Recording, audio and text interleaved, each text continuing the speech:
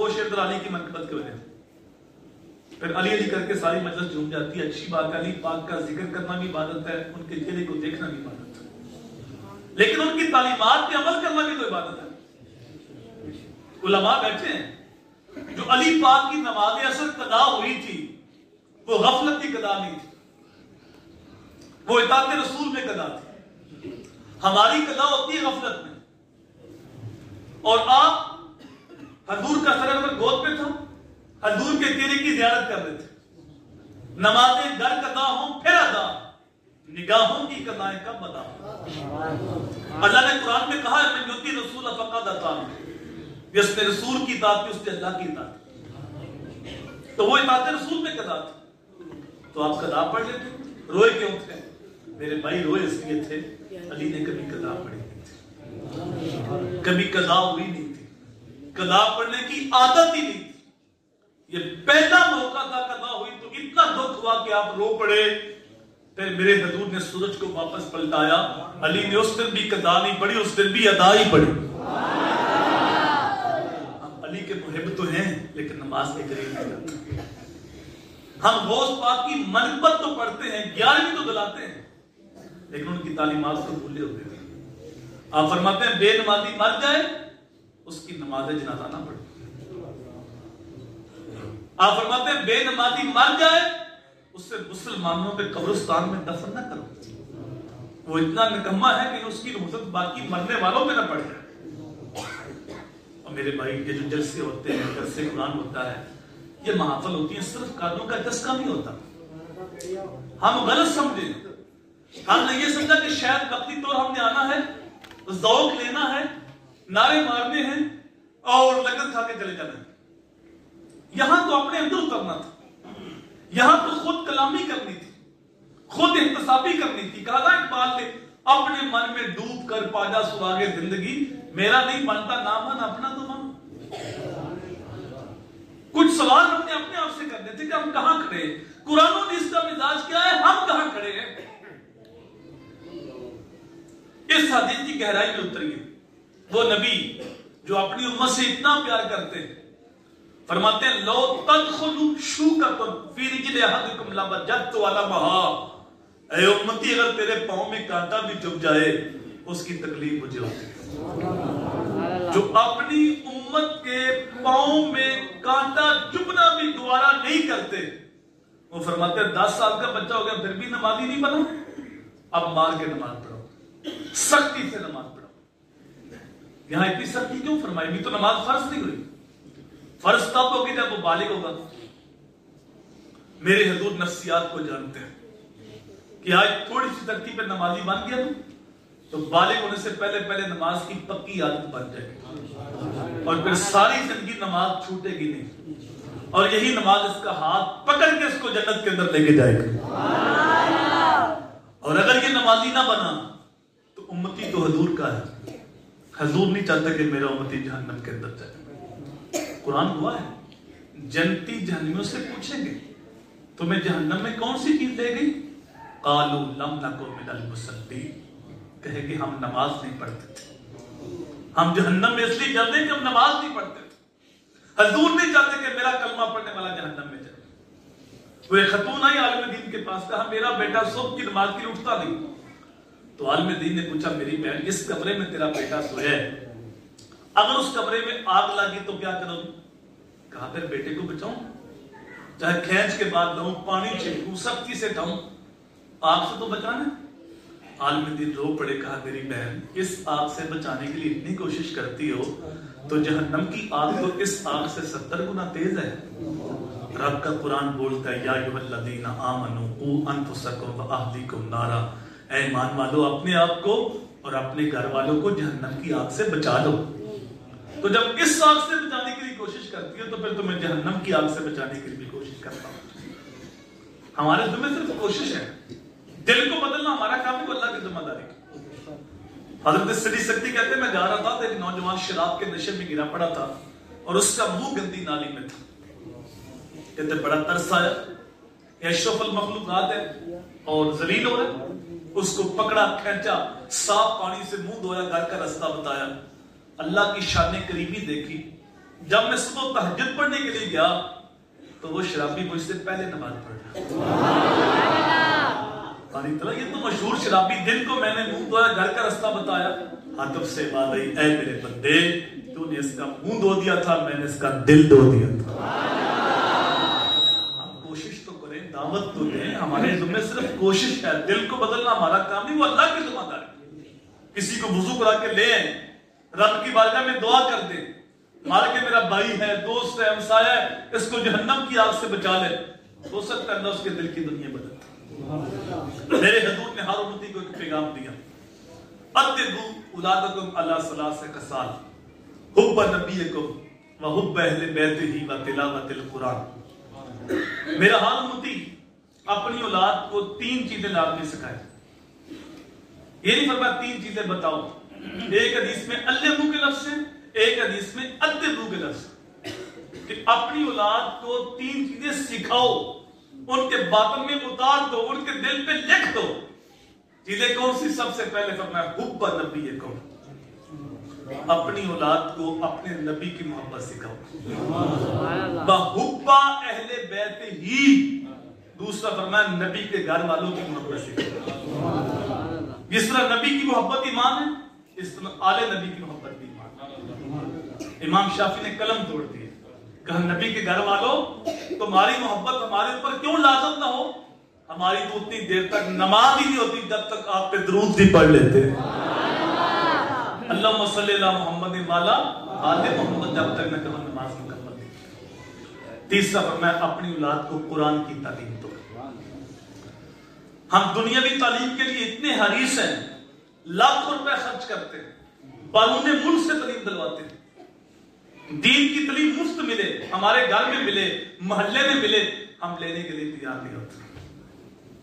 آج سے 50 سال قبل کہا تھا مفتی عام خان میاں رحمت کہ ہمارے جو پیسے ہیں وہ قوالوں کے لیے ہیں, درباروں کے لیے, 11ویں کے لیے, اور دوسرے لوگوں کے پیسے مدارس کے لیے ہیں, مساجد کے لیے. یعنی اہم جو تھا ہم نے اس کو غیر اہم کر دیا, اور جو غیر اہم تھا اس کو اپنے اہم کر دیا. نتیجہ کیا نکلا؟ بیٹا ڈگری ہولڈر بن گیا, پی ایچ ڈی کر لی, ایم فل کر لیا, لیکن باپ نے دین نہیں دیا. باپ فوت ہو گیا. اب باپ کی میت پڑی ہے, اس سے غسل دینے کا طریقہ نہیں آتا, وہ غسال ڈھونڈتا پھرتا ہے. عارف کڑی رومی کشمیر بولے, وہ جاندی والے ڈرونا بنے ہوتے, ہاتھ نہیں لاندے ڈر دے, اور جنہ لئی تو پاپ کمائے سن 10 کتنے نے تیرے کرتے ہیں. غسل دینے کے لیے بھی تیار کریں. میں یہ نہیں کہتا کہ اپنے بچوں کو دنیاوی تعلیم سے آراستہ نہ کرو. علم مومن کا گمشدہ خزانہ ہے, جہاں سے ملے حاصل کرو. اپنے بچوں کو ڈاکٹر بناؤ, انجینئر بناؤ, پروفیسر بناؤ, سائنسدان بناؤ, لیکن میرا پیغام یہ ہے کہ اپنی اولاد کو سب سے پہلے حضور کا غلام بناؤ. سب سے پہلے اپنی اولاد کو اچھا انسان بناؤ, اچھا مسلمان بناؤ. جو فرض علوم ہے, جن عقائد کا, اعمال کا, اخلاقیات کا جاننا لازم ہے, وہ اپنی اولاد کو کالج جانے سے پہلے سکھا دو. اگر تم نے ذمہ داری پوری نہ کی, پھر تمہیں شکوہ ہوگا کہ اولاد ہماری بات نہیں مانتی, اولاد ہمارے حقوق کا خیال نہیں کرتی. کیوں؟ وہ اس رنگ میں رکھی گئی ہے جہاں سال کے بعد ایک دن مدر ڈے, ایک دن فادر ڈے, ایک دن ٹیچر ڈے, ایک دن ویلنٹائن ڈے. لیکن اگر تم نے اپنی ذمہ داری پوری کر دی, ان کے دل کے اوپر حضور کی محبت نقش کر دی, ان کی انگلی تھام کے ان کو در محبوب پہ لے آئے, قرآن کا نوکر بنا دیا, رب کا بندہ بنا دیا, حضور کا غلام بنا دیا, اچھا انسان بنا دیا, اچھا مسلمان بنا دیا, جو فرض علوم تھے وہ ان کو سکھا دیے, اور کالج جانے سے پہلے محمدی رنگ ان کے اوپر چھا گیا, مصطفی رنگ میں رنگے گئے, تو پھر وہاں جا کے وہ رنگ قبول نہیں کریں گے, اپنا رنگ وہاں چھوڑ کے آئیں گے. کیونکہ کچا رنگ للاری والا چڑھدا لیندا لیندا, تے پکا رنگ میرے آقا والا چڑھدا پھر نہیں لیندا. اپنی اولاد کو حضور کا وفادار بناؤ. تو فرمایا اس طرح والدین کے حقوق ہیں, اس طرح اولاد کے بھی حقوق ہیں. آگے فرمایا وَبِذِي الْقُرْبَى, جو تمہارے قرابت دار ہیں ان کے ساتھ اس نے سلوک کرو. یہ ایک جملہ ہم سنتے ہیں, हमसे जो 1 कदम पीछे हटेगा हम 10 कदम पीछे हटेंगे। ये किन के बारे बोलते हैं? सगे भाई के बारे, चाचों के बारे, मामू के बारे, खाला के बारे, फुफ्फो के बारे। आज मेरा मुआशरा नफरत की दीवारें खड़ी करके बैठा है। आज मेरा मुआशरा नफरत की आग में जल रहा है। मेरे भाई, मेरे नबी की तालीम तो ये नहीं, हजूर की तालीम तो ये है, सिल मन काता कवाते मन हरामा, जो तुमसे तल्लक तोड़े तुम बढ़ बढ़ के तल्लक जोड़ो, जो तुम्हें महरूम रखे तुम उसकी जोड़ियां भर दो, जो जुल्म करे तुम उसको माफ कर दो। लेकिन हम माफ करने को तैयार, मामूली मामूली बातें होती हैं, फिर सारी जिंदगी हम कलाम ही नहीं करते। मेरे हजूर ने फरमाया, बड़ा भाई बाप की जगह पे तो छोटा भाई बेटे की जगह पे बोलो, चचा फरमाया बाप की जगह पे, खाला फरमाया माँ की जगह पे। एक सहाबी आया था, मुझसे गुनाह हो गया, हजूर ने गुनाह की तफसील पूछी और फिर फरमाया तेरी वालदा जिंदा है? आका फौत हो गई। खाला है? जी आका है। जाओ उसके साथ उसने सलूक कर, अल्लाह तेरा गुनाह माफ करता है। ये वो रिश्ते थे जिनके साथ उसने सलूक करने से रब गुनाह माफ करता। लेकिन कुछ लोग तबीयत के सख्त होते हैं, वो कहते हैं बस जी जो बंदा सच्चा होता है वो कड़वा होता है, इसलिए हम खरे हैं, हम सच्चे हैं, इसलिए कड़वे। फिर वो इस जुमले की आड़ लेके सारी जिंदगी अपनी जबान से जहर ही उगलता रहता, हालांकि ये ज़ात ही गलत है, जो सच्चा होता है वो कड़वा होता है। इसलिए कि मेरे नबी से बढ़ के जमाने में सच्चा कोई नहीं और मेरे नबी से बढ़ के जमाने में मीठा कोई नहीं। हजूर सच्चे भी हैं, हजूर मीठे भी। हम दरगुजर नहीं करते, माफ नहीं करते। कहते मौलवी साहब तुम्हें क्या पता, उसने ज्यादती बड़ी की है। और भाई ज्यादती की तभी तो माफ करना, अगर ज्यादती ही नहीं की तो माफी किस बात की? कितनी ज्यादती कर ली होगी, जितनी ज्यादती को फारे मक्का ने मेरे हजूर के साथ की थी। रस्ते में गड़े नहीं खुदे, कांटे नहीं पीछे, नामुवाफिक हालात के चक्कर, नुक्ता चीनी की आंतियां, बोतान तराशियां। क्या मेरे नबी ने शहर मक्का नहीं छोड़ा? इससे बढ़ के और क्या ज्यादती होगी? अगर ये कहा जाए कि सहाबा की तादाद थोड़ी थी, जवाबी कार्रवाई नहीं हो सकती थी, अगर इस बात को मान लिया जाए कि ताकत नहीं थी, तो जब फतह मक्का हुआ था उस वक्त तो सारी ताकत मेरे नबी के पास थी। 10,000 सहाबा को साथ लेके मेरे नबी शान और शौकत के साथ मक्के में दाखिल हुए और कुफारे मक्का थर थर कांप रहे थे कि आज तो हमारी गर्दनें कट जाएगी, जो सलूक हमने किया हमें काम किया जाएगा, पीस दिया जाएगा। लेकिन मेरे नबी ने कमाल मेहरबानी करते फरमाया, ला तसरीब अलैकुमुल यौम इज़हबू व अंतुम तुलका, जाओ चले जाओ, मैंने सबको माफ कर दिया। उनकी आंखों में आंसू थे, लबों पे हजूर का कलमा था। कुछ उनके खुलक ने कर ली, कुछ उनके किरदार ने कर ली। मुसख्खर सारी दुनिया शाहे अबरार ने कर। ये कौन थे जिन्होंने बलाल को तपते हुए कोलों पे लटाया था, सीने पे भारी पत्थर रखा था? ये कौन थे जिन्होंने खुबैब को सूली दिया था? ये कौन थे जिन्होंने अम्मार इब्न यासर को आग पे रखा था? ये कौन थे जिन्होंने हजरत यासर को शहीद किया था? आज ये थर थर कांप रहे थे और उनके दिल में था कि आज हमें शहर बदल कर दिया जाएगा। लेकिन मेरे नबी ने हुस्न अखलाक पेश किया और वो कलमा पढ़ के मुसलमान। मेरे भाई, कयामत के दिन जो मिजान के ऊपर सबसे भारी वजन होगा अमाल में, वहां मेरे नबी ने नमाज का नाम नहीं दिया, रोजे का नाम नहीं दिया, हज ज़कात का नाम नहीं दिया, वहां सदकात का नाम नहीं दिया। फरमाया जो कयामत के दिन मैदान के ऊपर सबसे भारी वजन है वो तेरा हुस्न अखलाक है। वो मैदान के पल्ले को झुका के रख देगा, वो तेरे मीठे बोल है। किसी टूटे हुए दिल को जोड़ना है, किसी के दिल की डार्स बनाना है, किसी दुखी के काम आना। तो आज हम माफ करने का मिजाज भूल गए। आज हर बंदा परेशान है, गुर्बत है, महंगाई है, पीर साहब को वजीफा बताओ, मौलवी साहब को तवीज कर दो। काश हमने वो तवीज बोल के पिया होता, काश हमने उस वजीफे पे अमल किया होता जो हमारे नबी दे के गए थे। बिल्कुल आसान वजीफा। मेरे हुजूर ने फरमाया जो बंदा चाहता है उसका रिस्क वाफर हो और उम्र लंबी हो। ये तो हम सारे चाहते हैं, रिस्क वाफर, उम्र लंबी। तो मेरे आका ने फरमाया उस बंदे को चाहिए کہ ٹوٹے رشتوں کو جوڑا کرے، اللہ رزق بھی وافر کر دے گا، عمر بھی لمبی کر دے گا۔ اور فرمایا جو بندہ سلوک کرنے میں پہل کرتا ہے کل جنت کے اندر بھی وہی پہلے جائے گا۔ آج بھی ہم ذہن بنا رہے ہیں نا، دیکھیں سوچیں کون کون ناراض ہے، بھائی بہن چاچو ماموں خالہ پھپھو، کون ناراض ہے؟ خود فون کرو، سلو کرنے میں پہل کرو۔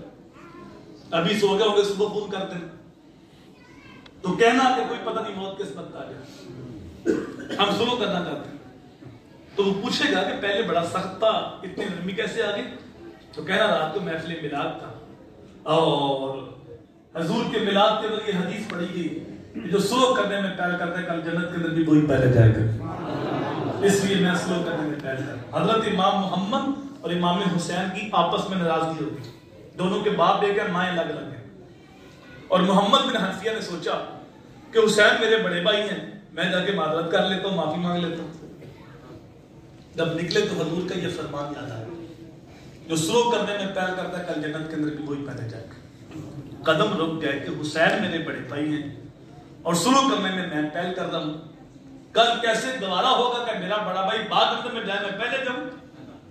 واپس آ گئے، رکا لکھا بھائی حسین میں تو آپ کو منانے کے لیے آ رہا تھا، لیکن حضور کا فرمان یاد آیا، جو سلو کرنے میں پہل کرتا ہے کل جنت بھی وہ پہلے جائے گا۔ میں یہ گوارا نہیں کر سکتا کہ میرا بڑا بھائی بعد جنت میں جائے میں پہلے جاؤں، لہذا میں ناراض بیٹھا ہوں، آپ آئیں مجھے منائیں تاکہ جنت میں بھی آپ بھی پہلے جائیں۔ یہ کردار تھا نبی کے گھر والوں کا، لیکن آج نعرے رہ گئے ہیں، آج دعوے رہ گئے ہیں۔ دعویٰ ہم کرتے ہیں غلامی رسول میں موت بھی قبول، لیکن دلیل کتنی کمزور ہے کہ 5 وقت کی نماز بھی قبول ہے۔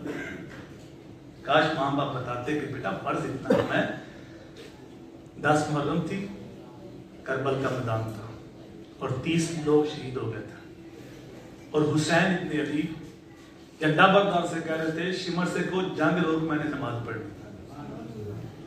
انہوں نے ہمیں یہ پیغام دیا کہ فرض اس حال کے اندر بھی معاف ہو۔ یہ پیغام میرے لیے تھا، پیغام آپ کے لیے تھا۔ اگر وہ نماز نہ پڑھتے ان کی عظمت میں کوئی کمی نہیں آنی تھی، جنت کے جوانوں کے سردار، فیصلہ بچپن میں رب نے کر دیا، لیکن یہ پیغام ہمارے لیے تھا کہ آل نبی کا نام لینے والوں، محبت کے دعوے کرنے والوں، سبیلے لگانے والوں، نیازیں بانٹنے والوں، جلسے کرنے والوں، اپنی نمازوں میں آل نبی پہ درود پڑھنے والوں، دیکھو 30 لاشیں پڑے، حسین کو پھر بھی نماز کی فکر ہے،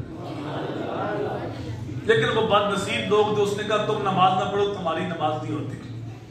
تو امام صاحب نے یہ نہیں کہا مشکل وقت ہے چلو چھوڑو نماز، لڑو شہید ہو جاؤ، یہ نہیں کہا، بلکہ فرمایا آدھے ان کے سامنے جنگ کرو اور آدھے صفے بنا کے نماز پڑھو، آنے والوں کو خبر ہو کہ نماز اس حال کے اندر بھی معاف ہو۔ تو سب سے پہلے فرض، اس کے بعد واجب، اس کے بعد اور اس کے بعد ہم مستحب پہ زور دیتے ہیں، مستحب آگے آگے ہے، فرض پیچھے چلا گیا۔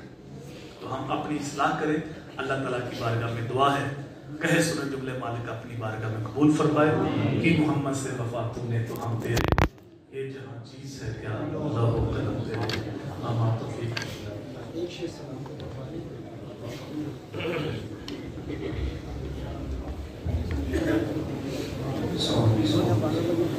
یا نبی